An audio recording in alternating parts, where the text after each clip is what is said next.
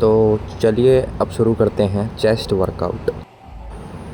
मैं अपनी चेस्ट को ट्रेन करने के लिए अभी 3 एक्सरसाइज करता हूँ, जिसमें से पहली होती है इंक्लाइन डंबल प्रेस, दूसरी होती है मशीन चेस्ट प्रेस एंड तीसरी होती है back deck fly. Exercise start करने से पहले थोड़ा सा वार्म अप कर लेते हैं ताकि शोल्डर की मोबिलिटी इंक्रीज़ हो जाए और जो शोल्डर में जो पेन है वो कम हो और शोल्डर में जो इफ़ेक्ट आए वो कम आए। एक छोटा सा वार्म अप एंड स्ट्रेचिंग बहुत ही इम्पोर्टेंट होती है आपको मेजर इंजरी से बचाने के लिए, लेकिन बहुत से लोग स्किप कर देते हैं।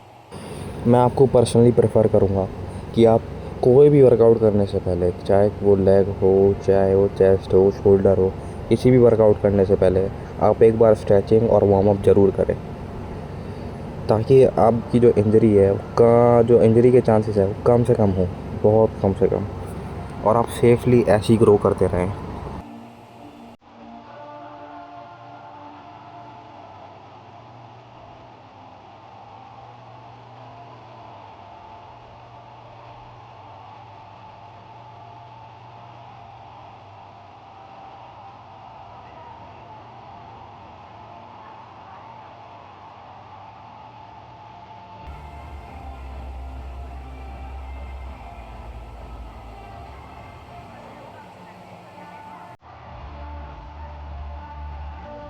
ये है मेरा वार्म अप सेट, ताकि इससे मसल जो एक्टिव हो सके, मेरी अपर चेस्ट की मसल एक्टिव हो सके, और जो मेरा मेन सेट है उसमें मेरे को ज़्यादा से ज़्यादा मसल माइंड कनेक्शन बिल्ड हो सके।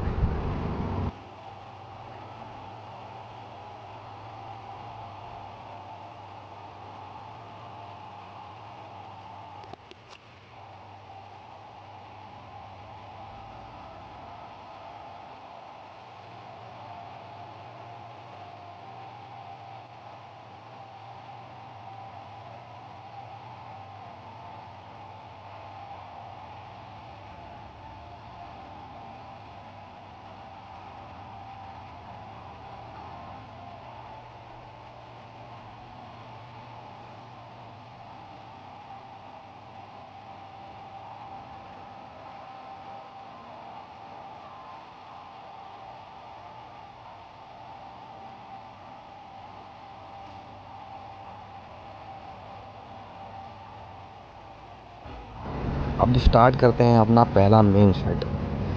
इसमें वाइल परफॉर्मिंग सेट, इसमें क्या ध्यान रखता हूँ मैं, इसमें ध्यान रखता हूँ कि जो मेरा रैप्स है वो एज स्लो एज पॉसिबल मैं परफॉर्म कर सकूँ, जिससे मसल माइंड कनेक्शन ज़्यादा से ज़्यादा बिल्ड हो सके। और ऊपर लाते समय मैं अपने हाथों से पुश ना करते हुए कोशिश करूँ कि मैं अपने चेस्ट से पुश कर रहा हूँ। ये मैं ऐसे पुश करूँ कि मेरे को ऐसा लगे कि मैं चेस्ट से पुश कर रहा हूँ अपने, तो उससे आपका जो है अपर चेस्ट बिल्ड भी बढ़िया होगी और आपको मसल माइंड कनेक्शन भी बढ़िया मिलेगा।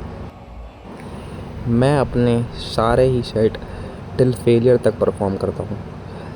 मैं रैप, जो मेरे रैप होते हैं, नंबर ऑफ़ रैप्स होते हैं वो बिटवीन 5 to 15 होते हैं। इसी में फेलियर हिट कर देता हूँ। तो आप अगर आपको फेलियर तक हिट करना है तो आप कोई भी वेट चूज़ कर सकते हैं, जिसमें आप 5 से लेकर के 15 के बीच में आप फेलियर हिट कर देते हैं। और अब स्टार्ट करते हैं अपना दूसरा मेन सेट। और एक और बात मैं बताना चाहूँगा आपको कि जब आप नेगेटिव्स में सबसे ज़्यादा ध्यान दीजिए, क्योंकि नेगेटिव्स में इसमें स्ट्रेच बहुत आता है।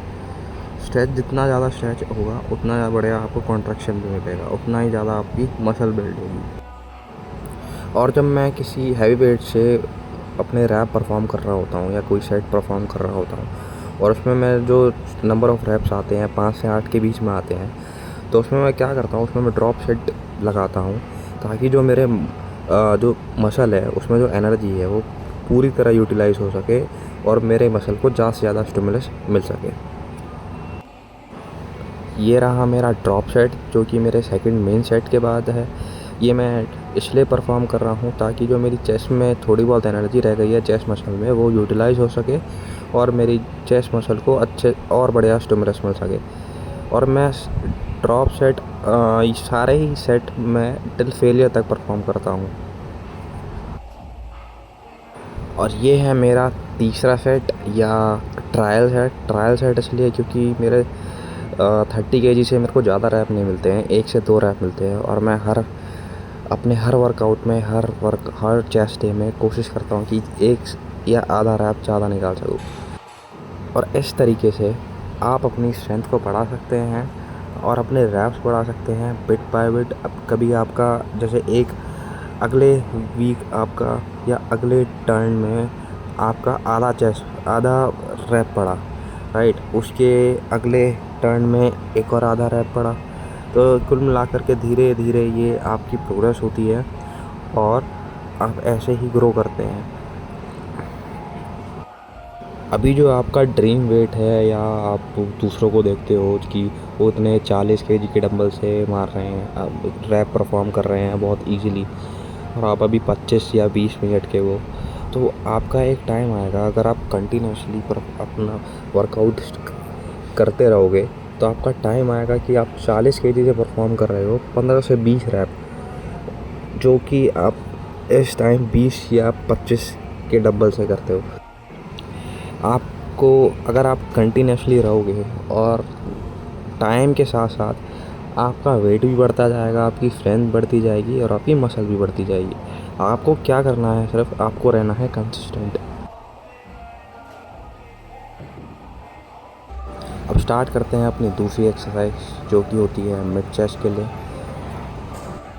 सबसे पहले आप मशीन सेट करिए ताकि ज़्यादा से ज़्यादा इफेक्ट आपके मिड चेस्ट पर आ सके।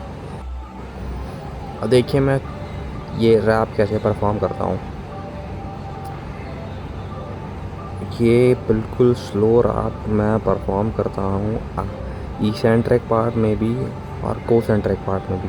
और जब आप ये इसेंट्रिक आप जब नेगेटिव्स में जाते हो तो आप इस बात का ध्यान रखिएगा जो आपका वेट है वो नीचे टच नहीं होना चाहिए, ताकि जिससे आपका जो मसल में टेंशन बना रहे। अगर नीचे टच हो जाएगा तो मसल से टेंशन हट जाएगा। आप किसी भी एक्सरसाइज में परफॉर्म करते समय आपको बस एक ही चीज़ का ध्यान रख देना है कि आप जिस भी मसल के लिए एक्सरसाइज कर रहे हो उस मसल में आपके ड्यूरिंग द सेट आपका जो टेंशन है उस मसल में कंटिन्यूसली बना रहे।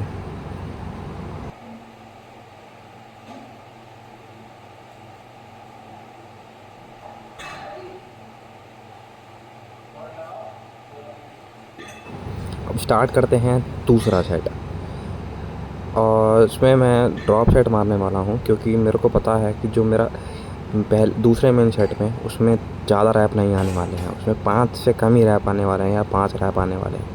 जब भी मैं मेरे किसी भी सेट में 5 या 5 से कम रैप आते हैं मैं उसमें ड्रॉप सेट करता हूँ। ड्रॉप सेट किस लिए करता हूँ या आपको किस लिए करना चाहिए, द रीज़न है कि जब आप हैवी वेट से परफॉर्म करते हो उसमें नंबर ऑफ़ रैप कम निकलते हैं, बट अब तभी भी हमारे जो मसल है जिस मसल को हम ट्रेन कर रहे हैं उसमें अभी भी एनर्जी रहती है, तो वो कम जो एनर्जी फुल यूटिलाइज करने के लिए वो कम वेट से हम ड्रॉप सेट परफॉर्म करते हैं।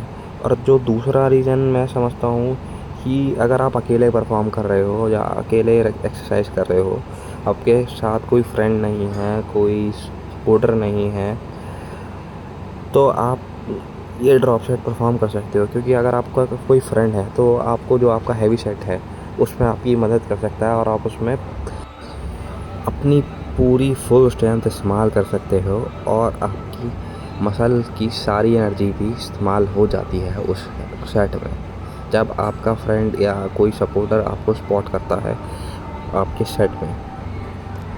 अब स्टार्ट करते हैं अपनी तीसरी और लास्ट एक्सरसाइज जो कि होने वाली है पेक्टेक फ्लाई। और ये मैं एक्सरसाइज जो पेक्टेक फ्लाई है मैं इसमें कोशिश करता हूँ कि मेरी ओवरऑल चेस्ट ट्रेन हो सके। और देखिए ओवरऑल चेस्ट अगर आपको कभी ट्रेन करनी है तो आप मेरा पोस्चर देख सकते हैं मैं कैसे बैठा हूँ। आपको चेस्ट अप करनी है और सीधा बैठना है, थोड़ा सा कर्व रखना है आपको कमर में, बाकी आपको पूरा सीधा बैठना है।